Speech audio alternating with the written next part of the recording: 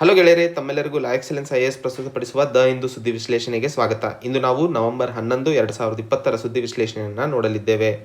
ಇಂದಿನ ಮೊದಲನೇ article, PM seeks respect for territorial integrity. ಈ ಆರ್ಟಿಕಲ್ ಅನ್ನು ನಮ್ಮ ದೇಶದ ಪ್ರಧಾನಮಂತ್ರಿಗಳಾದ ನರೇಂದ್ರ ಮೋದಿ ಅವರು SCO ಸಮ್ಮಿಟ್ 20ನೇ ಸಮ್ಮಿಟ್ನಲ್ಲಿ ಮಾತಾಡಿದಂತಹ ವಿಷಯಗಳನ್ನು ಈ ಆರ್ಟಿಕಲ್ ಅಲ್ಲಿ ನೋಡಲಿದ್ದೇವೆ. ಸೊ 3 ಪದಗಳನ್ನು ಅಥವಾ 3 ವಿಷಯಗಳನ್ನು ಇಲ್ಲಿ ಅರ್ಥೈಸಿಕೊಳ್ಳಬೇಕಾಗಿರುವಂಥದ್ದು. ಶಾಂಘೈ ಕಾರ್ಪೊರೇಷನ್ ಆರ್ಗನೈಸೇಷನ್ ಅಂದರೆ ಏನು, ಹಾಗೂ ಚಾಬಾರ್ ಪೋರ್ಟ್ ಮತ್ತು ನಾರ್ತ್ ಸೌತ್ ಕಾರಿಡಾರ್ ಬಗ್ಗೆ ಇಲ್ಲಿ ವಿಶ್ಲೇಷಣೆಯನ್ನು ಅಥವಾ ಉಲ್ಲೇಖನೆಯನ್ನು ಈ ಒಂದು ಡೈಲಾಗ್ನಲ್ಲಿ ಮಾಡಿರುವಂಥದ್ದು. ಅದನ್ನು ಸಂಕ್ಷಿಪ್ತವಾಗಿ ಮುಂದೆ ನಾನು ಹೇಳ್ತೀನಿ. ಅದಕ್ಕೂ ಮುಂಚೆ ಸಂಕ್ಷಿಪ್ತವಾಗಿ ಬ್ರೀಫ್ ಆಗಿ ಏನು ಈ ನ್ಯೂಸ್ ಮಾತಾಡ್ತಾ ಇದೆ ಅನ್ನುವಂಥದ್ದನ್ನು ನೋಡೋಣ. ಸೊ ಈ ಶಾಂಘೈ ಕಾರ್ಪೊರೇಷನ್ ಅಗ್ರಿಮೆಂಟ್ನಲ್ಲಿ ಅಥವಾ ಆರ್ಗನೈಸೇಷನ್ನಲ್ಲಿ ಚೈನೀಸ್ ಇನ್ಫ್ರಾಸ್ಟ್ರಕ್ಚರ್ ಈಗೇನು ಪಾಕಿಸ್ತಾನ ಆಕ್ಯುಪೈಡ್ ಕಾಶ್ಮೀರಲ್ಲಿ ಮಾಡಲಾಗ್ತಿದೆಯೋ ಅದಕ್ಕೆ ಇಂಡೈರೆಕ್ಟ್ ಆಗಿ ರೆಫರೆನ್ಸನ್ನು ತೋರಿಸಿಬಿಟ್ಟು ಟೆರಿಟರಿಯಲ್ ಇಂಟಿಗ್ರಿಟಿ ಮತ್ತು ಸೋವರ್ನಿಟಿಗೆ ರೆಸ್ಪೆಕ್ಟ್ ಕೊಟ್ಟಿದ್ದಲ್ಲಿ ಮಾತ್ರ ಶಾಂಘೈ ಕಾರ್ಪೊರೇಷನ್ ಆರ್ಗನೈಸೇಷನ್ ಏನು ರಾಷ್ಟ್ರಗಳಿದಾವೋ ಅವುಗಳ ಮಧ್ಯೆ ಕನೆಕ್ಟಿವಿಟಿ ಹೆಚ್ಚಿಸಲು ಸಾಧ್ಯವಾಗಲಿದೆ ಅನ್ನುವಂಥದ್ದು.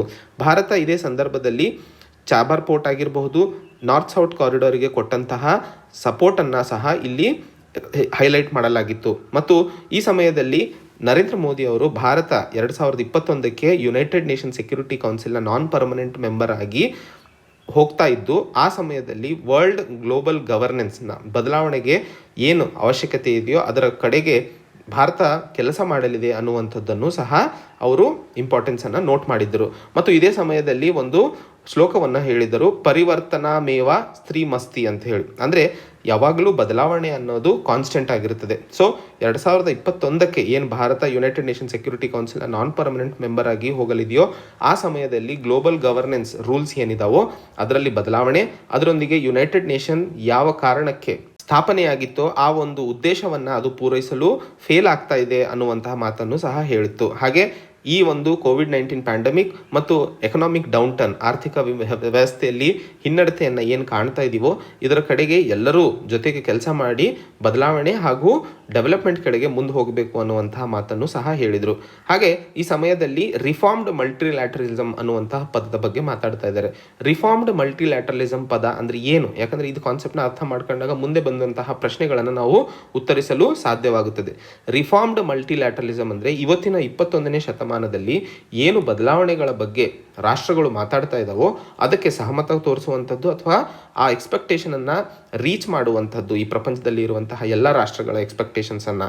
ಸೊ ಅದು ರಿಫಾರ್ಮ್ಡ್ ಮಲ್ಟಿಲ್ಯಾಟರಲಿಸಮ್ ಬಗ್ಗೆ ಮಾತಾಡ್ತಾ ಇದೆ. ಸೊ ಅದರ ಆಧರಿಸಿ ಮುಂದೆ ಆಗಬೇಕಾದಂತಹ ಬದಲಾವಣೆಗಳು ಮತ್ತು ಈಗ ನಡೀತಿರುವಂತಹ ಸನ್ನಿವೇಶಗಳನ್ನು ಇಲ್ಲಿ ನಾವು ನೋಟ್ ಮಾಡ್ಕೋಬಹುದು.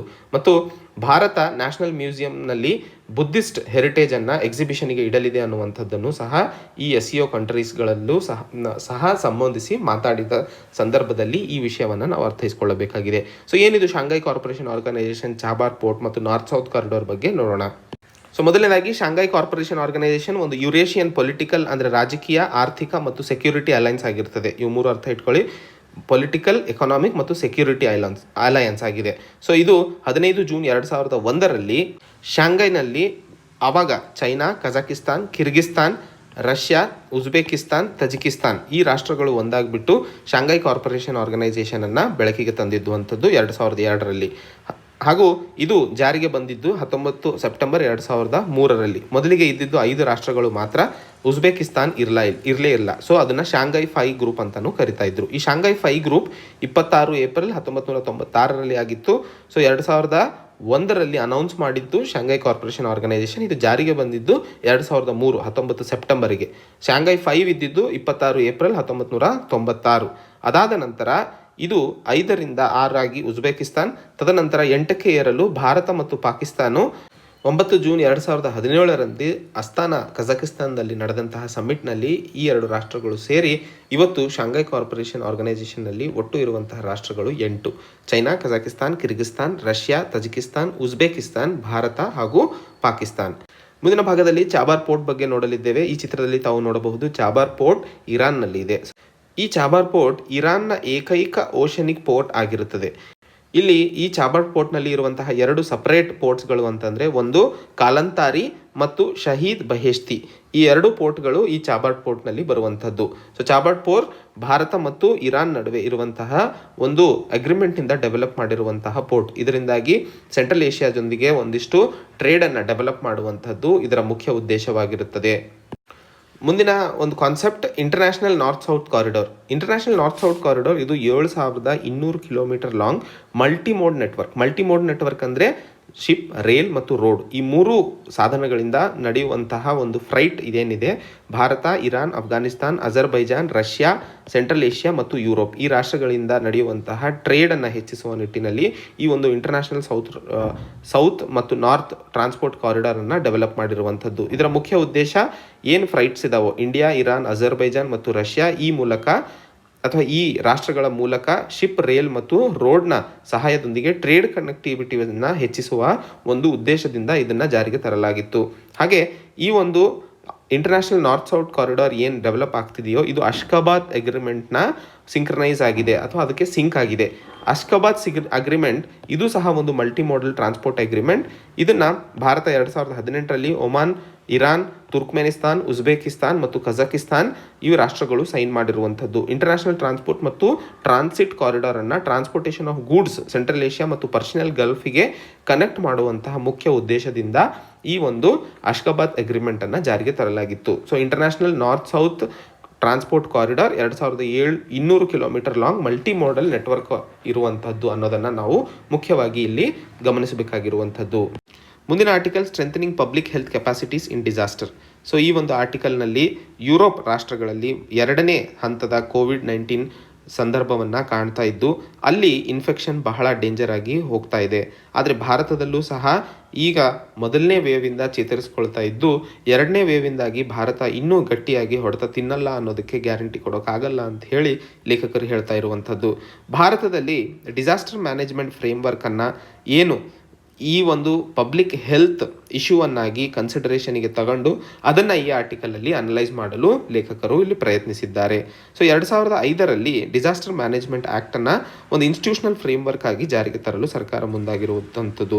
2005ರ ಮುಂಚೆ ಅಂದರೆ ಅಡ್ಹಾಕ್ ಆಗಿದ್ದಂತಹ ಈ ಡಿಸಾಸ್ಟರ್ ಮ್ಯಾನೇಜ್ಮೆಂಟ್ ಪಾಲಿಸಿಯನ್ನು ಅದಕ್ಕೊಂದು ಸಿಸ್ಟಮೆಟಿಕ್ ಡೈರೆಕ್ಷನನ್ನು ಕೊಡುವಂತಹ ನಿಟ್ಟಿನಲ್ಲಿ ಪ್ರಿವೆನ್ಷನ್, ಮಿಟಿಗೇಷನ್ ಮತ್ತು ಯಾವ ರೀತಿಯ ರೆಸ್ಪಾನ್ಸ್ ಡಿಸಾಸ್ಟರ್ಸ್ ಆದಾಗ ಎಲ್ಲ ರೀತಿಯ ರೆಸ್ಪಾನ್ಸ್ಗಳಿಗೆ ಈ ಒಂದು ಡಿಸಾಸ್ಟರ್ ಮ್ಯಾನೇಜ್ಮೆಂಟ್ ಆ್ಯಕ್ಟನ್ನು ಜಾರಿಗೆ ತರಲಾಗಿತ್ತು.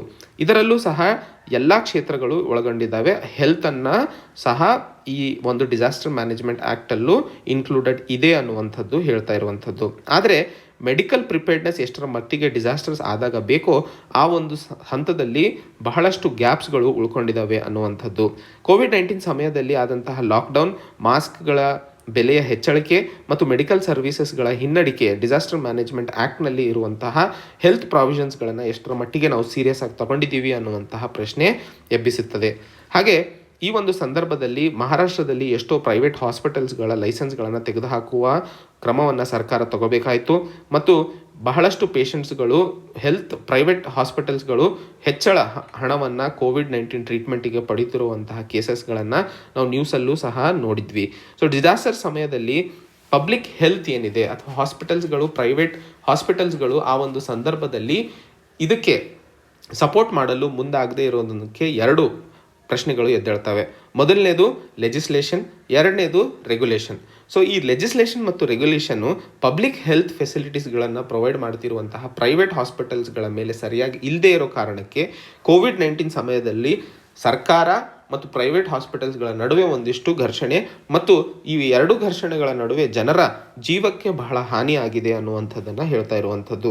ಸೊ ಡಿಸಾಸ್ಟರ್ ಮ್ಯಾನೇಜ್ಮೆಂಟ್ ಆ್ಯಕ್ಟನ್ನು ಏನು ಜಾರಿಗೆ ತರಲಾಗಿತ್ತೋ ಅದರಲ್ಲಿ ಈ 2 ಪ್ರಸ್ತಾಪಗಳನ್ನು ರೆಗ್ಯುಲೇಷನ್ ಮತ್ತು ಲೆಜಿಸ್ಲೇಷನನ್ನು ಸ್ಟ್ರೆಂಥನ್ ಮಾಡುವ ಅವಶ್ಯಕತೆ ಇದೆ ಅಂತ ಹೇಳ್ತಾ ಇರುವಂಥದ್ದು.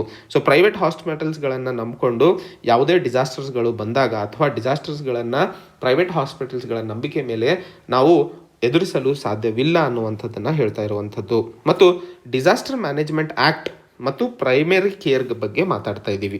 ಡಿಸಾಸ್ಟರ್ ಮ್ಯಾನೇಜ್ಮೆಂಟ್ ಆ್ಯಕ್ಟು ಕೆಲವೊಂದು ಪ್ರೋಗ್ರೆಸಿವ್ ಈವೆಂಟ್ಸ್ಗಳನ್ನು ಕನ್ಸಿಡರ್ ಮಾಡಲು ಫೇಲ್ ಆಗಿದೆ ಅಂತ ಹೇಳ್ತಾ ಇರುವಂಥದ್ದು. ಕೆಲವೊಂದು ಪಬ್ಲಿಕ್ ಹೆಲ್ತ್ ಇಶ್ಯೂಸ್, ಉದಾಹರಣೆಗೆ ಟ್ಯೂಬರ್ಕುಲೋಸಿಸ್ ಆಗಿರ್ಬೋದು ಅಥವಾ ಡೆಂಗು ಆಗಿರ್ಬೋದು, ಇವುಗಳನ್ನು ಡಿಸಾಸ್ಟರ್ ಅಂತ ಕನ್ಸಿಡರ್ ಮಾಡಿದಾಗ ಅವುಗಳನ್ನು ಹೊಡೆದಾಡಲು ಅಥವಾ ಅದರ ವಿರುದ್ಧವಾಗಿ ಬಹಳಷ್ಟು ಸ್ಟ್ರಾಂಗ್ ಆ್ಯಕ್ಷನ್ಸ್ಗಳನ್ನು ತಗೊಳ್ಳಲಾಗುತ್ತದೆ ಪ್ರಿವೆನ್ಷನ್, ಪ್ರಿಪೇರ್ಡ್ನೆಸ್ ಮತ್ತು ರೆಸ್ಪಾನ್ಸಿಗೆ. ಆ ಒಂದು ಡಿಸಾಸ್ಟರ್ ಅಂತ ಎಕ್ಸ್ಪೆಕ್ಟ್ ಮಾಡದೆ ಅದನ್ನು ಸುಮ್ಮನೆ ಕ್ಯಾಶುವಲ್ ಆಗಿ ಹ್ಯಾಂಡಲ್ ಮಾಡ್ತಾ ಇರೋದ್ರಿಂದ ಇವತ್ತಿಗೂ ಸಹ ಈ ಒಂದು ರೋಗಗಳಿಂದ ಜನ ಹೊಡೆದಾಡ್ತಾ ಇದ್ದಾರೆ ಅನ್ನುವಂಥದ್ದು. ಸೊ ಅದಕ್ಕೆ ಆ ರೀತಿಯ ಪಬ್ಲಿಕ್ ಹೆಲ್ತ್ ಸಿಸ್ಟಮ್ನಲ್ಲಿ ಬದಲಾವಣೆ ಗ್ರಾಸ್ ರೂಟ್ ಲೆವೆಲಲ್ಲಿ ಆಗಬೇಕು ಅಂತಂದರೆ ಅದಕ್ಕೊಂದು ಲೀಗಲ್ ಮ್ಯಾಂಡೇಟ್ ಬೇಕು ಅನ್ನುವಂಥದ್ದು. ಸೊ ಅದೊಂದು ಲೀಗಲ್ ಮ್ಯಾಂಡೇಟ್ ಸಿಕ್ಕಾಗ ಪಬ್ಲಿಕ್ ಹೆಲ್ತ್ ಸಿಸ್ಟಮ್ನಲ್ಲಿ ಬಹಳಷ್ಟು ಬದಲಾವಣೆಗಳು ಮಾಡಲು ಸಾಧ್ಯವಾಗುತ್ತದೆ. ಹಾಗೆ ಈ ಸಂದರ್ಭದಲ್ಲಿ ಡಿಸಾಸ್ಟರ್ ಮ್ಯಾನೇಜ್ಮೆಂಟ್ ಮತ್ತು ಪ್ರೈಮರಿ ಕೇರ್ಗಳನ್ನು ಒಂದಾಗಿ ಮಾಡಿದಾಗ ಅದನ್ನು ಹೇಗೆ ಭಾರತದ ಸನ್ನಿವೇಶದಲ್ಲಿ ಹೆಚ್ಚಿನ ರಿಸಲ್ಟ್ಸ್ಗಳನ್ನು ಕಾಣಲು ಸಾಧ್ಯವಿದೆ ಅನ್ನುವಂಥದ್ದನ್ನು ಹೇಳ್ತಾ ಇರುವಂಥದ್ದು. ನಮಗೆಲ್ಲ ಗೊತ್ತಿರೋ ಹಾಗೆ national health mission primary care ಪ್ರೋಗ್ರಾಮಿಗೆ ಸಂಬಂಧಿಸಿದಂತೆ ಒಂದು ಫ್ಲ್ಯಾಗ್ಶಿಪ್ ಪ್ರೋಗ್ರಾಮ್ ಆಗಿದೆ. ಈ ಒಂದು ಪ್ರೋಗ್ರಾಮ್ ಉದಾಹರಣೆ ಶುರುವಾಗಿದ್ದು ನ್ಯಾಷನಲ್ ರೂರಲ್ ಹೆಲ್ತ್ ಮಿಷನ್ನ ಜೊತೆಯಲ್ಲಿ. ಡಿಸಾಸ್ಟರ್ ಮ್ಯಾನೇಜ್ಮೆಂಟ್ ಆಕ್ಟ್ 2005ರಲ್ಲಿ ಯಾವಾಗ ಜಾರಿಗೆ ಬಂತೋ ಅದೇ ಸಮಯದಲ್ಲಿ ನ್ಯಾಷನಲ್ ರೂರಲ್ ಹೆಲ್ತ್ ಮಿಷನ್ನು ಸಹ ಜಾರಿಗೆ ಬಂದಿತ್ತು. ಈ ಒಂದು ನ್ಯಾಷನಲ್ ರೂರಲ್ ಹೆಲ್ತ್ ಮಿಷನ್ನ ಭಾಗವೇ ನ್ಯಾಷನಲ್ ಹೆಲ್ತ್ ಮಿಷನ್ ಆಗಿದೆ. ನ್ಯಾಷನಲ್ ಹೆಲ್ತ್ ಮಿಷನ್ ಹೆಚ್ಚಿನ ಇಂಪಾರ್ಟೆನ್ಸನ್ನು ಕಮ್ಯುನಿಟಿ ಮತ್ತು ಲೋಕಲ್ ಬಾಡೀಸ್ಗಳ ಇಂಪಾರ್ಟೆನ್ಸ್ ರೋಲ್ ಏನಿದೆ ಈ ಒಂದು ಹೆಲ್ತ್ ಸಿಸ್ಟಮನ್ನು ಡೆವಲಪ್ ಮಾಡೋದಕ್ಕೆ ಅದರ ಮೇಲೆ ಹೆಚ್ಚಿನ ಫೋಕಸನ್ನು ತೋರಿಸ್ತದೆ. ಸೊ ಗ್ರಾಸ್ ರೂಟ್ ಲೆವೆಲಲ್ಲಿ ಮಾಡಬೇಕಾದಂತಹ ಬದಲಾವಣೆಗಳ ಬಗ್ಗೆ ಮಾತಾಡ್ತಾ ಇರುವಂತಹ ಈ ಒಂದು ನ್ಯಾಷನಲ್ ಹೆಲ್ತ್ ಮಿಷನನ್ನು ಇಂಪಾರ್ಟೆನ್ಸ್ ಅಥವಾ ಅದನ್ನು ಎವೋಕ್ ಮಾಡುವ ಅವಶ್ಯಕತೆ ಈ ಸಂದರ್ಭದಲ್ಲಿ ಇದೆ ಅಂತ ಹೇಳ್ತಾ ಇರುವಂಥದ್ದು. ಸೊ ಪ್ರೈಮರಿ ಹೆಲ್ತ್ ಕೇರನ್ನು ಡಿಸಾಸ್ಟರ್ ಮ್ಯಾನೇಜ್ಮೆಂಟ್ನ ಸೆಂಟ್ರಲ್ ಭಾಗವನ್ನಾಗಿ ಮಾಡಿದಾಗ ಹೆಲ್ತ್ ಸಿಸ್ಟಮನ್ನು ಇನ್ನೂ ಗಟ್ಟಿಯಾಗಿ ಬೆಳೆಸಲು ಮತ್ತು ಕಮ್ಯುನಿಟಿ ರೆಸಿಲೆನ್ಸ್ ಕಮ್ಯುನಿಟಿಯನ್ನು ಆ ಒಂದು ಡಿಸಾಸ್ಟರ್ ವಿರುದ್ಧವಾಗಿ ಹೊಡೆದಾಡಲು ಸಜ್ಜಾಗಿಸಬಹುದು ಅನ್ನುವಂಥದ್ದನ್ನು ಹೇಳ್ತಾ ಇರುವಂಥದ್ದು. ಸೊ ಈ ಒಂದು ಆರ್ಟಿಕಲ್ನಲ್ಲಿ ಅರ್ಥ ಮಾಡ್ಕೋಬೇಕಾಗಿರುವಂಥದ್ದು ಪ್ರೈವೇಟ್ ಸೆಕ್ಟರ್ನ ಏನು ಡ್ರಾಬ್ಯಾಕ್ಸ್ ಇದ್ದಾವೆ ಪ್ರೆಸೆಂಟ್ ಡಿಸಾಸ್ಟರ್ ಸಿಚುವೇಷನ್ನಲ್ಲಿ ನಾವು ನೋಡಿರೋ ಹಾಗೆ ಈ ಒಂದು ಡಿಸಾಸ್ಟರ್ ಮ್ಯಾನೇಜ್ಮೆಂಟ್ ಆ್ಯಕ್ಟನ್ನು ಪ್ರೈಮರಿ ಕೇರ್ನ ಜೊತೆಗೆ ಇಂಟಿಗ್ರೇಟ್ ಮಾಡಿದಾಗ ಯಾವ ರೀತಿಯಲ್ಲಿ ಮುಂದೆ ಬರುವಂತಹ ಚಾಲೆಂಜಸ್ಗಳನ್ನು ಹಾಗೂ ಪ್ರೆಸೆಂಟ್ ಸಿಸ್ಟಮನ್ನು ಎವಾಲ್ವ್ ಮಾಡಲು ಸಾಧ್ಯವಿದೆ ಅನ್ನುವಂಥದ್ದನ್ನು ಅರ್ಥೈಸ್ಕೊಳ್ಳಬೇಕಾಗಿರುವಂಥದ್ದು. ಮುಂದಿನ ಆರ್ಟಿಕಲ್ ರೋಡ್ ಬಂಪ್ಸ್. ಸೊ ಈ ಆರ್ಟಿಕಲ್ನಲ್ಲಿ 15ನೇ ಫೈನಾನ್ಸ್ ಕಮಿಷನ್ ತನ್ನ ರಿಪೋರ್ಟನ್ನು ಸಬ್ಮಿಟ್ ಮಾಡಿರುವಂತಹ ನಿಟ್ಟಿನಲ್ಲಿ ಈ ಆರ್ಟಿಕಲನ್ನು ನಾವು ನೋಡ್ತಾ ಇದ್ದೀವಿ. ಸೊ ಈ ಆರ್ಟಿಕಲ್ನ ಪ್ರಾವಧಾನಗಳು ಒನ್ಸ್ ಅದು ಪಾರ್ಲಿಮೆಂಟ್ ಟೇಬಲಿಗೆ ಇಟ್ಟ ಮೇಲೆ ಮಾತ್ರ ಅದು ಜನರಿಗೆ ಅದರ ಬಗ್ಗೆ ತಿಳ್ಕೊಳ್ಳಲು ಅವಕಾಶವನ್ನು ಮಾಡಿಕೊಡ್ತಾರೆ. ಸೊ ಇವತ್ತು ಈ ಆರ್ಟಿಕಲ್ನಲ್ಲಿ ಅದರ ಒಂದಿಷ್ಟು ಬ್ರೀಫ್ ಬ್ಯಾಕ್ಗ್ರೌಂಡನ್ನು ನೋಡಲಿದ್ದೇವೆ. ನಮಗೆಲ್ಲ ಗೊತ್ತಿರೋ ಹಾಗೆ ಫೈನಾನ್ಸ್ ಕಮಿಷನ್ನ ರಚನೆ ಮುಖ್ಯ ಉದ್ದೇಶ ಕೇಂದ್ರ ಮತ್ತು ರಾಜ್ಯ ಸರ್ಕಾರದ ನಡುವೆ ಆಗಬೇಕಾದಂತಹ ಟ್ಯಾಕ್ಸ್ಗಳಲ್ಲಿ ಯಾವ ರೀತಿಯಾಗಿ ಡಿವಿಷನ್ ಆಗಬೇಕು ಅನ್ನುವಂಥದ್ದು. ಸೊ ಈ ಪ್ಯಾನಲ್ ಅಥವಾ ಈ ಒಂದು ಫೈನಾನ್ಸ್ ಕಮಿಷನ್ ಕೊಟ್ಟಿರುವಂತಹ ರಿಪೋರ್ಟ್ 2025-26ರವರೆಗೆ ಜಾರಿಯಲ್ಲಿ ಇರುತ್ತದೆ. ಸೊ ಈ ಒಂದು ಸಂದರ್ಭದಲ್ಲಿ 14th ಫೈನಾನ್ಸ್ ಕಮಿಷನ್ ಆಗ ಸಬ್ಮಿಟ್ ಮಾಡಿರುವಂತಹ ರಿಪೋರ್ಟ್ನಲ್ಲಿ ಸ್ಟೇಟ್ಸ್ಗಳಿಗೆ ರಾಜ್ಯಗಳಿಗೆ ಮಾಡಬೇಕಾದಂತಹ ಟ್ಯಾಕ್ಸ್ಗಳ ಏನು ಡಿವಿಷನ್ ಇತ್ತೋ ಅದನ್ನು ಹೆಚ್ಚಿಗೆ ಮಾಡಿತ್ತು 32%ದಿಂದ 42%. ಆದರೆ ಇವತ್ತಿನ ಸಂದರ್ಭದಲ್ಲಿ ಯಾವ ರೀತಿಯಾಗಿ ಈ ಒಂದು ಡಿವಿಷನ್ ಪೂಲ್ನಲ್ಲಿ ಅಥವಾ ಏನು ಟ್ಯಾಕ್ಸ್ ಡಿವಿಷನ್ ಆಗುತ್ತದೆಯೋ ಅದರಲ್ಲಿ ಹೇಗೆ ಕಡಿಮೆ ಆಗಲಿದೆ ಅಥವಾ ಹಿನ್ನಡೆತೆ ಕಾಣುವ ಅವಕಾಶಗಳು ಇದ್ದಾವೆ ಅನ್ನುವಂಥದ್ದನ್ನು ಪ್ರೆಡಿಕ್ಟ್ ಮಾಡ್ತಾ ಇರುವಂಥದ್ದು. ಸೊ GST ಸಂಬಂಧಿಸಿದಂತೆ ಬಹಳಷ್ಟು ಕೇಂದ್ರ ಮತ್ತು ರಾಜ್ಯ ಸರ್ಕಾರದ ನಡುವೆ ಆದಂತಹ ಘರ್ಷಣೆಯ ಬಗ್ಗೆ ಒಂದು ಇಲ್ಲಿ ಪ್ರಸ್ತಾಪವನ್ನು ಮಾಡಲಾಗಿದೆ. ಹಾಗೂ ಈ ಒಂದು ಸಂದರ್ಭದಲ್ಲಿ ಕೇಂದ್ರ ಸರ್ಕಾರ ಒಂದು ಕಮಿಷನನ್ನು ರಚನೆ ಮಾಡಿಬಿಟ್ಟು ನಾನ್ ಲ್ಯಾಪ್ಸಬಲ್ ಫಂಡ್ ಅನ್ನುವಂಥದ್ದನ್ನು ಡಿಫೆನ್ಸ್ ಮತ್ತು ಸೆಕ್ಯೂರಿಟಿ ಖರ್ಚಿಗೋಸ್ಕರ ತಂದಿರುವಂಥದ್ದು. ಅದರ ಜೊತೆಯಲ್ಲಿ ಸೆಂಟರ್ ಮತ್ತು ಸ್ಟೇಟ್ ನಡುವೆ ಏನಾದರೂ ಒಂದು ಪರ್ಫಾರ್ಮೆನ್ಸ್ ಇನ್ಸೆಂಟಿವ್ ಆಗಿ ಸಿಗಬೇಕು ಅಂತಂದಿದ್ದಲ್ಲಿ ಡೈರೆಕ್ಟ್ ಬೆನಿಫಿಟ್ ಟ್ರಾನ್ಸ್ಫರನ್ನು ಯಾವ ರಾಜ್ಯಗಳು ಇಂಪ್ಲಿಮೆಂಟ್ ಮಾಡಿದಾವೋ ಅವರಿಗೆ ಒಂದಿಷ್ಟು ಬೆನಿಫಿಟ್ಸನ್ನು ಕೊಡಲು ಕೇಂದ್ರ ಸರ್ಕಾರ ಮುಂದಾಗಿರುವಂಥದ್ದು. ಹಾಗೆ ಪಾಪ್ಯುಲೇಷನನ್ನು ಕನ್ಸಿಡರೇಷನಿಗೆ ತಗೊಂಡಾಗ ಈ ವರ್ಷ 2011 ತಗೊಂಡಿರುವಂಥದ್ದು. ಅಂದರೆ ಮೊದಲಿಗೆ 1971 ಪಾಪ್ಯುಲೇಷನ್ ಸೆನ್ಸಸ್ನ ಆಧಾರದ ಮೇಲೆ ರಾಜ್ಯಗಳಿಗೆ ಒಂದಿಷ್ಟು ಡಿವಿಷನನ್ನು ಕೊಡಲಾಗ್ತಿತ್ತು. ಆದರೆ ಈ ಸರಿ 2011 ಪಾಪ್ಯುಲೇಷನ್ ಡೇಟಾವನ್ನು ತಗೊಂಡಿರುವಂಥದ್ದು ದಕ್ಷಿಣ ಭಾಗದ ರಾಜ್ಯಗಳಿಗೆ ಬಹಳಷ್ಟು ಲಾಸ್ ಆಗಲಿದೆ. ಯಾಕಂದರೆ ದಕ್ಷಿಣ ಭಾಗದಲ್ಲಿ ಪಾಪ್ಯುಲೇಷನಿಗೆ ಸಂಬಂಧಿಸಿದಂತೆ ಬಹಳಷ್ಟು ಇಂಪ್ರೂವ್ಮೆಂಟ್ಸ್ಗಳನ್ನು ಕಂಡಿದ್ವಿ. ಆದರೆ ಈಗ 1971 ಬಿಟ್ಟು 2011 ಪಾಪ್ಯುಲೇಷನ್ ಡೇಟಾವನ್ನು ತಗೊಂಡು ಮಾಡ್ತಾ ಇರುವಂಥದ್ದು ರಾಜ್ಯಗಳಿಗೆ ಅಥವಾ ರಾಜ್ಯಗಳ ನಡುವೆ ಒಂದಿಷ್ಟು ಅಂತರ ಹೆಚ್ಚಿಸಲಿದೆ ಅನ್ನುವಂಥದ್ದನ್ನು ಹೇಳ್ತಾ ಇರುವಂಥದ್ದು. ಮತ್ತು RBI ಅಸೆಸ್ಮೆಂಟ್ ಮಾಡಿ ಕೊಡುವಂತಹ ಸ್ಟೇಟ್ ಫೈನಾನ್ಷಿಯಲ್ ರಿಪೋರ್ಟ್ ಏನಿದೆ ಅದರ ಪ್ರಕಾರ ಈ ವರ್ಷ ಅಥವಾ ಮುಂದಿನ ದಿನಗಳಲ್ಲಿ COVID-19 ಆದಂತಹ ಆರ್ಥಿಕ ಹಿನ್ನಡೆತೆಯಿಂದ ಈಗ ಕೊಟ್ಟಿರುವಂತಹ ರೆಕಮೆಂಡೇಶನ್ಸ್ಗಳನ್ನು ಎಷ್ಟರ ಮಟ್ಟಿಗೆ ಕೇಂದ್ರ ಸರ್ಕಾರ ಎಕ್ಸೆಪ್ಟ್ ಮಾಡಲಿದೆ ಅನ್ನುವಂಥದ್ದನ್ನು ಸಹ ಪ್ರಶ್ನೆ ಎತ್ತಿರುವಂಥದ್ದು ಈ ಆರ್ಟಿಕಲಲ್ಲಿ ಹೇಳಲಾಗುತ್ತಿದೆ. ಸೊ ಮುಂದಿನ ದಿನಗಳಲ್ಲಿ ಈ ರೆಕಮೆಂಡೇಶನ್ ಪಾರ್ಲಿಮೆಂಟಿಗೆ ವಿಂಟರ್ ಸೀಸನಲ್ಲಿ ಅಥವಾ ಬಜೆಟ್ ಸೆಷನಲ್ಲಿ ಬಂದಾಗ ಅದರ ಬಗ್ಗೆ ನಾವು ಸಂಕ್ಷಿಪ್ತವಾಗಿ ಮಾತಾಡೋಣ. ಮುಂದಿನ article employment finally an election issue. ಈ ಆರ್ಟಿಕಲ್ನಲ್ಲಿ ಬಹಳ ಎಲೆಕ್ಷನ್ಸ್ ಬಗ್ಗೆ ಮಾತಾಡಿದ್ದರೂ ಸಹ ಒಂದಿಷ್ಟು ಫ್ಯಾಕ್ಟ್ಸ್ಗಳನ್ನು ನಾವು ತೆಗೆದುಕೊಳ್ಳಲು ಇಲ್ಲಿ ಅವಕಾಶ ಇರುವಂಥದ್ದು. ಅದು ಎಂಪ್ಲಾಯ್ಮೆಂಟ್ ಬಗ್ಗೆ ಮಾತಾಡ್ತಾ ಇದೆ. ಇದನ್ನು ನಾವು ಎಕ್ಸಾಮಿನೇಷನಲ್ಲಿ ಎಂಪ್ಲಾಯ್ಮೆಂಟಿಗೆ ಸಂಬಂಧಿಸಿದಂತೆ ಅಥವಾ ಎಸ್ಸೆಗಳಲ್ಲಿ ಎಕ್ಸಾಂಪಲ್ಸ್ ಆಗಿ ಬಿಹಾರ್ ಇಶ್ಯೂವನ್ನು ತಗೊಂಡು ನಾವು ಬರೆದಾಗ ನಮ್ಮ ಆನ್ಸರ್ ಕ್ರೆಡಿಬಿಲಿಟಿ ಹೆಚ್ಚಾಗುತ್ತದೆ. ಸೊ ಈ ಆರ್ಟಿಕಲಲ್ಲಿ ಮುಖ್ಯವಾಗಿ ಹೇಳ್ತಾ ಇರುವಂಥದ್ದು ಎಲೆಕ್ಷನ್ ಇಶ್ಯೂನ ಇಂಪಾರ್ಟೆನ್ಸ್ ಈಗ ಬಿಹಾರ್ ಎಲೆಕ್ಷನಲ್ಲಿ ತಗೊಳ್ಳಲಾಗಿದೆ ಹಾಗೂ ಏನು ಅದಕ್ಕೆ ಕಾರಣಗಳು ಅನ್ನುವಂಥದ್ದನ್ನು ಫ್ಯಾಕ್ಟ್ಸ್ ಕೊಟ್ಟಿರುವಂಥದ್ದು ನಾವು ತಗೊಳ್ಳಬೇಕಾಗಿದೆ. ಸೊ ಕೋವಿಡ್-19ನ ಹಿಂದಿನಿಂದಲೂ 9 ಕ್ವಾರ್ಟರ್ಗಳ ಸರಿಸಮಾನವಾಗಿ ಭಾರತದಲ್ಲಿ ಎಕಾನಮಿ ಕಡಿಮೆ ಆಗ್ತಾ ಇರೋದನ್ನು ಅಥವಾ ಏನು ಪೇಸ್ ಇತ್ತೋ ಬೆಳೆಯೋದು ಅದು ಕಡಿಮೆ ಆಗ್ತಾ ಇರೋದನ್ನೇ ನಾವು ನೋಡ್ತಾ ಇದ್ದೀವಿ. ಅಂದರೆ 2003ರ ನಂತರ ನಮ್ಮ ಭಾರತ ದೇಶದ GDP 7% ಏರಿತ್ತು. ಈ ಸಮಯದಲ್ಲಿ ನಾನ್ ಅಗ್ರಿಕಲ್ಚರಲ್ ಜಾಬ್ಸ್ ಅಂದರೆ ಕೃಷಿ ಕ್ಷೇತ್ರವನ್ನು ಬಿಟ್ಟು ಜಾಬ್ಸ್ ಅಥವಾ ಉದ್ಯೋಗ ಅವಕಾಶಗಳು ಹುಟ್ಕೊತಾ ಇದ್ದಿದ್ದು 7.5 ಮಿಲಿಯನ್ ಪ್ರತಿ ವರ್ಷಕ್ಕೆ. ಅದಾದ ನಂತರ ಡಿಮಾನಿಟೈಸೇಷನ್ ಮತ್ತು NPA ಕ್ರೈಸಿಸನ್ನು ಹ್ಯಾಂಡಲ್ ಮಾಡೋಕ್ಕಾಗದೆ ಆರ್ಥಿಕ ವ್ಯವಸ್ಥೆ ಮತ್ತೆ ಆ ಒಂದು ಡೌನ್ವರ್ಡ್ ಸ್ಪೈರಲಿಗೆ ಅಥವಾ ಹಿಂದೆ ತಿರುಗಲು ಒಂದು ಕಾರಣವಾಯಿತು. ಜನ ಈಗ ಅಗ್ರಿಕಲ್ಚರನ್ನು ಬಿಟ್ಟು ನಾನ್ ಫಾರ್ಮ್ ಸೆಕ್ಟರ್ ಕಡೆಗೆ ತಿರುಗ್ತಾ ಇದ್ದಾರೆ. ಆದರೆ ಈ ಕಡೆ ನಾನ್ ಫಾರ್ಮ್ ಸೆಕ್ಟರ್ನಲ್ಲಿ ಜಾಬ್ಗಳು ಹೆಚ್ಚಾಗದೇ ಇರೋದ ಕಾರಣಕ್ಕೆ ಅಂದರೆ ಆರ್ಥಿಕ ಹಿನ್ನಡತೆ ಇದ್ದಾಗ ನಾನ್ ಫಾರ್ಮ್ ಸೆಕ್ಟರ್ನಲ್ಲಿ ಜಾಬ್ಸ್ ಹೆಚ್ಚಾಗಲು ಸಾಧ್ಯವಿಲ್ಲ. ಸೊ ಅಲ್ಲಿ ಜಾಬ್ಲೆಸ್ನೆಸ್ ಹೆಚ್ಚಾಗ್ತಾ ಇರೋದನ್ನು ಸಹ ಮಾತಾಡ್ತಾ ಇದ್ದೀವಿ. ಹಾಗೆ ಇನ್ನೊಂದು ಫ್ಯಾಕ್ಟ್ ಇಲ್ಲಿ ನೆನ್ಪಿಟ್ಕೋಬೇಕಾಗಿರುವಂಥದ್ದು, ಭಾರತ ಸರ್ಕಾರ ಮಾಡಿದಂತಹ ಸೆಲ್ಫ್ ಎಂಪ್ಲಾಯ್ಮೆಂಟ್ ಸ್ಕೀಮ್ ಮುದ್ರಾ ಯೋಜನೆ ನಮಗೆಲ್ಲ ಗೊತ್ತಿದೆ. ಆ ಸ್ಕೀಮ್ನ ಅಡಿಯಲ್ಲಿ ಬಹಳಷ್ಟು ಇನ್ಸೆಂಟಿವ್ಸ್ಗಳನ್ನು ಕೊಟ್ಟಿದ್ದರೂ ಸಹ 2005ರಿಂದ 2012ರ ಒಳಗೆ 81 ಮಿಲಿಯನ್ ಇಂದ 63 ಮಿಲಿಯನಿಗೆ ಸಂಖ್ಯೆಗಳ ಕಡಿಮೆ ಆಗಿರುವಂಥದ್ದು ಸೆಲ್ಫ್ ಎಂಪ್ಲಾಯ್ಮೆಂಟ್ಗೋಸ್ಕರ ಮಾಡಿರುವಂಥದ್ದು. ಮುದ್ರಾ ಯೋಜನೆ ಅಡಿಯಲ್ಲಿ ಸುಮಾರು 95% ಲೋನ್ಗಳು ಶಿಶು ಕ್ಯಾಟಗರಿಗೆ ಸೇರಿರ್ತವೆ. ಈ ಒಂದು ಅನಾಲಿಸಿಸ್ ಮುದ್ರಾ ಸ್ಟಡಿ 2018ರಲ್ಲಿ ಮಾಡಿರೋದನ್ನು ಅರ್ಥೈಸ್ಕೊಂಡಾಗ ಸೆಲ್ಫ್ ಎಂಪ್ಲಾಯ್ಮೆಂಟಿಗೆ ಏನು ಪ್ರಚೋದನೆ ಸಿಕ್ಕಿತ್ತೋ ಅದು ಸರಿಯಾಗಿ ಇಂಪ್ಲಿಮೆಂಟ್ ಆಗಿಲ್ಲ ಅಥವಾ ಆ ಒಂದು ಎಕ್ಸ್ಪೆಕ್ಟೇಷನ್ಗೆ ರೀಚ್ ಆಗಿಲ್ಲ ಅನ್ನುವಂಥದ್ದನ್ನು ಹೇಳಬಹುದು. ಮತ್ತು ಈ ಸಂದರ್ಭದಲ್ಲಿ ಇನ್ನೊಂದು ಸಕ್ಸಸ್ಫುಲ್ ಸ್ಟೋರಿಯನ್ನು ಹೇಳಲಾಗಿದೆ. ಬಿಹಾರ್ನಲ್ಲಿ ಬಹಳಷ್ಟು ಹೆಣ್ಣು ಮಕ್ಕಳು ಸೆಕೆಂಡರಿ ಎನ್ರೋಲ್ಮೆಂಟನ್ನು ಹೆಚ್ಚಿಗೆ ಮಾಡೋದಕ್ಕೆ ಕಾರಣವಾದಂತಹ ಒಂದು ವಿಷಯ ಏನದು, ಬಿಹಾರ್ ಸರ್ಕಾರ ಯಾರೆಲ್ಲ ಹೆಣ್ಣು ಮಕ್ಕಳು 8ನೇ ತರಗತಿಯನ್ನು ಪಾಸ್ ಮಾಡಿಬಿಟ್ಟು 9ನೇ ತರಗತಿಗೆ ಹೋಗ್ತಾರೋ ಅವರಿಗೆಲ್ಲ ಒಂದು ಸೈಕಲನ್ನು ಕೊಡಲು ಒಂದು ಸ್ಕೀಮನ್ನು ಮಾಡಿತ್ತು. ಆ ಒಂದು ಕಾರಣದಿಂದಾಗಿ ಹೆಣ್ಣು ಮಕ್ಕಳ ಸೆಕೆಂಡರಿ ಸ್ಕೂಲ್ ಎಜುಕೇಷನ್ನಲ್ಲಿ ಎನ್ರೋಲ್ಮೆಂಟ್ ಹೆಚ್ಚಿರೋದಕ್ಕೆ ಒಂದು ಉದಾಹರಣೆ ಆಗಿದೆ. ಇದನ್ನು ಸಹ ನಾವು ನೆನ್ಪಿಟ್ಕೋಬಹುದು. ಭಾರತ ಸರ್ಕಾರ ನ್ಯಾಷನಲ್ ಎಜುಕೇಷನ್ ಪಾಲಿಸಿ 2020ರಲ್ಲಿ ವೊಕೇಶ್ನಲಿ ಟ್ರೈನಿಂಗ್ ಅನ್ನು ಯೂತ್ಸ್ಗಳಿಗೆ ಕೊಡುವಂತಹ ಒಂದಿಷ್ಟು ಪ್ರಾವಧಾನಗಳನ್ನು ಮಾಡಿದೆ. ಆದರೆ ಅದಕ್ಕೆ ಸರಿಸಮಾನವಾದ ಜಾಬ್ಗಳನ್ನು ಹೆಚ್ಚಿಸೋದು ಅಥವಾ ಹುಟ್ಟಿಸುವಂತಹ ಕಾರ್ಯಕ್ರಮವನ್ನು ಸರ್ಕಾರ ಆಲೋಚಿಸುವ ಅವಶ್ಯಕತೆ ಇದೆ ಅನ್ನುವಂಥದ್ದನ್ನು ಸಹ ಹೇಳಲಾಗುತ್ತಿದೆ. ಹಾಗೆ ಈ ಒಂದು ಸಂದರ್ಭದಲ್ಲಿ ಕೊನೆಯದಾಗಿ ಹೇಳ್ತಾ ಇರುವಂಥದ್ದು, ವರ್ಲ್ಡ್ ಹೆಲ್ತ್ ಆರ್ಗನೈಸೇಷನ್ ಹೇಳುವಂಥದ್ದು ಪ್ರತಿ 1000 ಪಾಪ್ಯುಲೇಷನ್ಗೆ ಒಬ್ಬರು ಡಾಕ್ಟರ್ ಬೇಕಾಗಿರುತ್ತಾರೆ. ಆದರೆ ಭಾರತದಲ್ಲಿ ಅಥವಾ ಬಿಹಾರದಲ್ಲಿ ಉದಾಹರಣೆಗೆ 43,788 ಜನಕ್ಕೆ ಒಬ್ಬ ಡಾಕ್ಟರ್ ಇರುವಂಥದ್ದು ಮತ್ತು ಬಿಹಾರಲ್ಲಿ ಅತಿ ಕಡಿಮೆ ಬೆಡ್ ಮತ್ತು ಪಾಪ್ಯುಲೇಷನ್ ರೇಷಿಯೋ ಇದೆ ಮತ್ತು ದೇಶದಲ್ಲೇ ಹೆಚ್ಚು ಫರ್ಟಿಲಿಟಿ ರೇಟ್ ಹೊಂದಿರುವಂಥದ್ದು ಬಿಹಾರ ರಾಜ್ಯವಾಗಿದೆ.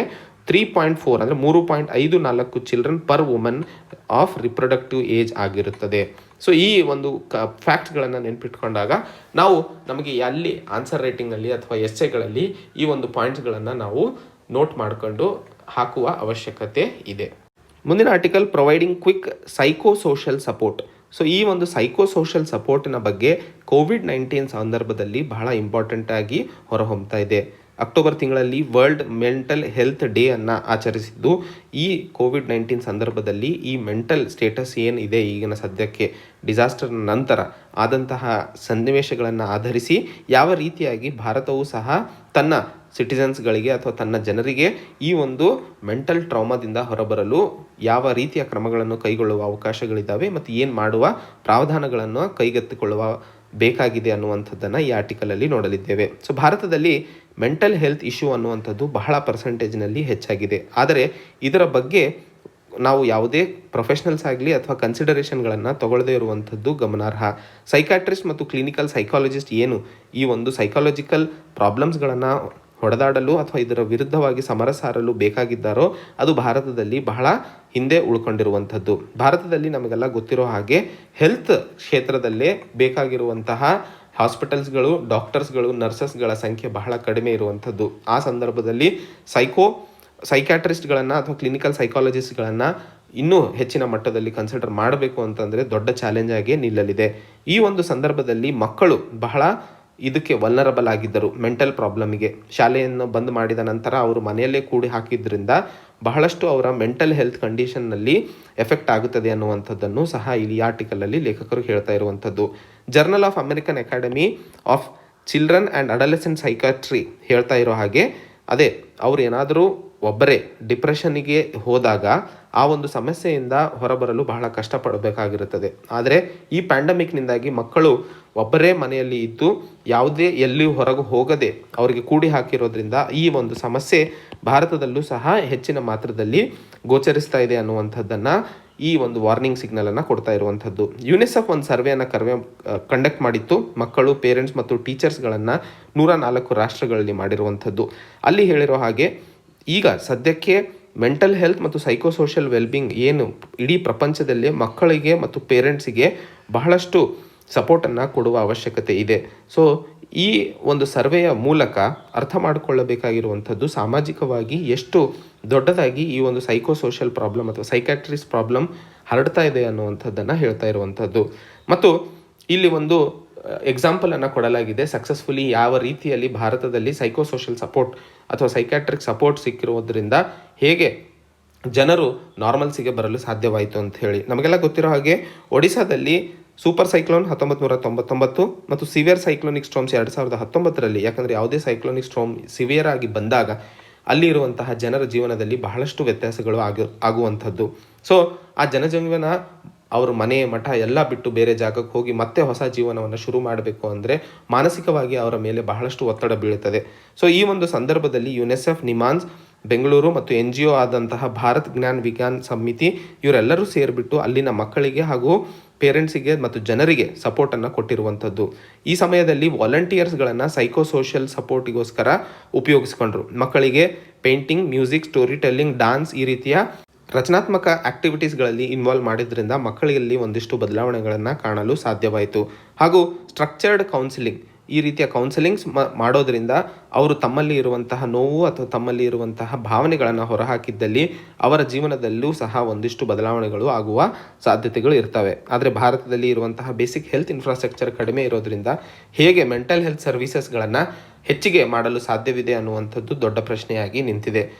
ಸೊ ಸರ್ಕಾರ ಅರ್ಬನ್ ಮತ್ತು ರೂರಲ್ ಏರಿಯಾಗಳಲ್ಲಿ ಈಗ ಈ ಮೆಂಟಲ್ ಹೆಲ್ತ್ ಸರ್ವಿಸಸ್ಗಳನ್ನು ಹೆಚ್ಚಿಸುವುದರ ಕಡೆಗೆ ಒಂದಿಷ್ಟು ಗಮನವನ್ನು ಕೊಡುವ ಅವಶ್ಯಕತೆ ಇದೆ ಅಂತ ಹೇಳ್ತಾ ಇರುವಂಥದ್ದು. ಹಾಗೆ ಈ ಸಂದರ್ಭದಲ್ಲಿ ಕಮ್ಯುನಿಟಿ ವಾಲಂಟಿಯರ್ಸ್ ಬಗ್ಗೆ ಮಾತಾಡ್ತಾ ಇದ್ದೀವಿ. ಎಲ್ಲ ಪ್ರೊಫೆಷನಲ್ಸ್ಗಳನ್ನು ತಂದು ಈಗ ಈ ಸಮಸ್ಯೆಗೆ ಬೇಕಾಗಿರೋ ಹಾಗೆ ಡೆವಲಪ್ ಮಾಡಲು ಒಂದೇ ಸರಿಗೆ ಆಗೋದಿಲ್ಲ. ಸೊ ಅಲ್ಲಿ ನಾವು ಕಮ್ಯುನಿಟಿ ವಾಲಂಟಿಯರ್ಸ್ ಬಗ್ಗೆ ಮಾತಾಡ್ತಾ ಇದ್ದೀವಿ. ಜಿಂಬಾಬ್ವೆ, ಕ್ಯಾನಡಾ, ನ್ಯೂಜಿಲ್ಯಾಂಡ್ ಇಲ್ಲೆಲ್ಲ ಕಮ್ಯುನಿಟಿ ವಾಲಂಟಿಯರ್ಸ್ಗಳನ್ನು ಬೇಸಿಕ್ ಟ್ರೈನಿಂಗ್ ಕೊಟ್ಟುಬಿಟ್ಟು ಏನು ರೆಗ್ಯುಲರ್ ಮೆಂಟಲ್ ಹೆಲ್ತ್ ಸರ್ವಿಸಸ್ಗೆ ಬೇಕೋ ಅದಕ್ಕೆ ಸಹಾಯವನ್ನು ಕೊಟ್ಟಾಗ ಈ ರಾಷ್ಟ್ರಗಳಲ್ಲಿ ಸಕ್ಸಸ್ಸನ್ನು ಕಂಡಿದ್ದೀವಿ. ಸೊ ಭಾರತದಲ್ಲಿ ಇರುವಂತಹ ಮೆಂಟಲ್ ಹೆಲ್ತ್ ಪ್ರಾಬ್ಲಮ್ಸ್ ಏನು ಈ ಪಾಂಡೆಮಿಕ್ ನಂತರ ನಾವು ಕಾಣ್ತಾ ಇದ್ದೀವೋ ಅಲ್ಲಿಯೂ ಸಹ ಕಮ್ಯುನಿಟಿ ವಾಲಂಟಿಯರ್ಸ್ ಕಾನ್ಸೆಪ್ಟನ್ನು ಉಪಯೋಗಿಸಬಹುದು ಅನ್ನುವಂಥದ್ದನ್ನು ಈ ಆರ್ಟಿಕಲಲ್ಲಿ ನಾವು ಅರ್ಥೈಸ್ಕೊಳ್ಳಬೇಕಾಗಿರುವಂಥದ್ದು.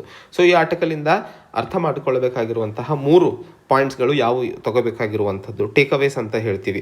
ಮೊದಲನೇದು, ಮೆಂಟಲ್ ಹೆಲ್ತ್ ಇಶ್ಯೂ ಅನ್ನುವಂಥದ್ದು ಎಷ್ಟು ಸೀರಿಯಸ್ ಇದೆ ಭಾರತದಲ್ಲಿ ಮತ್ತು ಅದಕ್ಕೆ ಬೇಕಾದಂತಹ ಸಪೋರ್ಟ್ ಯಾವ ರೀತಿಯಾಗಿ ಕೊಟ್ಟಲ್ಲಿ ಸಕ್ಸಸ್ಸನ್ನು ಒಡಿಶಾಗೆ ಉದಾಹರಣೆಯಾಗಿ ತಗೊಂಡು ನಾವು ಎಕ್ಸಾಂಪಲನ್ನು ಕೊಡಬಹುದು. 3ನೇದು ಕಮ್ಯುನಿಟಿ ವಾಲಂಟಿಯರ್ಸ್ ಕಾನ್ಸೆಪ್ಟ್. ಸೊ ಇವು 3 ಟೇಕ್ಅವೇಸ್ ಈ ಒಂದು ಆರ್ಟಿಕಲಿಂದ.